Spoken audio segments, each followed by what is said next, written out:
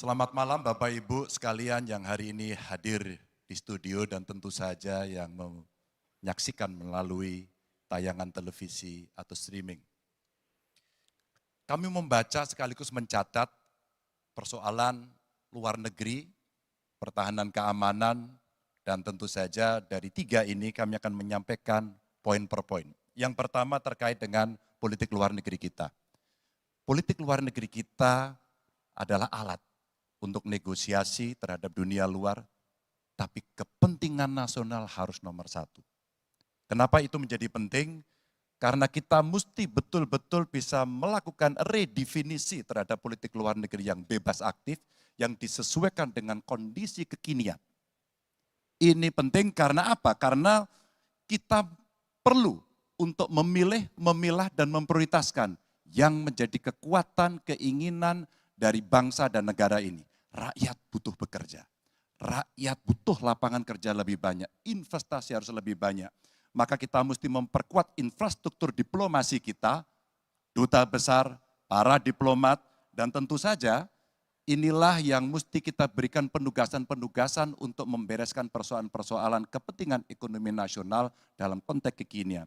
Dan tentu saja kita tidak pernah lupa, Indonesia selalu setia pada kesepakatan yang pernah diambil. Dekolonisasi yang dilakukan mendorong, meyakinkan kita semua untuk membebaskan seluruh bangsa tanpa boleh mengintervensi satu dengan yang lain.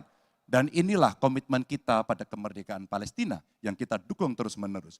Maka kalaulah kemudian itu kita kerjakan, beberapa problem krisis iklim barangkali akan kita selesaikan dengan membawa pola-pola diplomasi sesuai dengan kekinian yang diperlukan.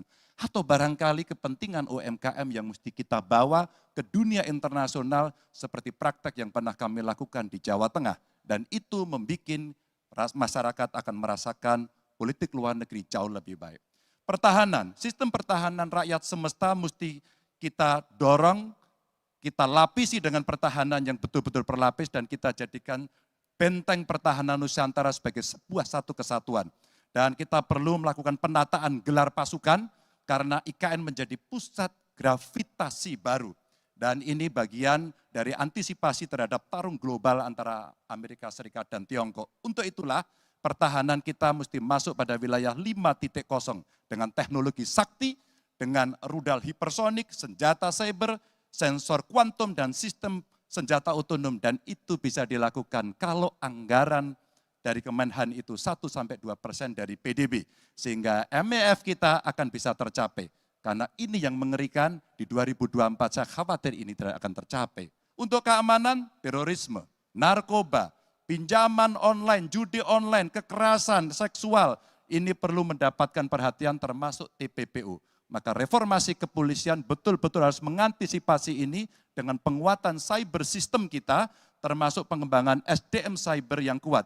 Polisi yang menjadi pengabdi masyarakat betul-betul akan bisa mengayomi. Seperti kemudian pada saat saya bertemu dengan Ibu Mary Hugeng. Bagaimana Ibu Mary menceritakan bahwa polisi kita mengayomi dengan kesungguhan. Polisi kita hidup dengan sangat sederhana dan mereka punya integritas yang tinggi. Sebagai anak polisi, saya paham betul ini sesuatu yang sulit dan pasti akan bisa kita lakukan. Dan tentu saja inilah capaian-capaian yang akan kita lakukan oleh Ganjar Mahfud. Bismillah, insya Allah kami siap.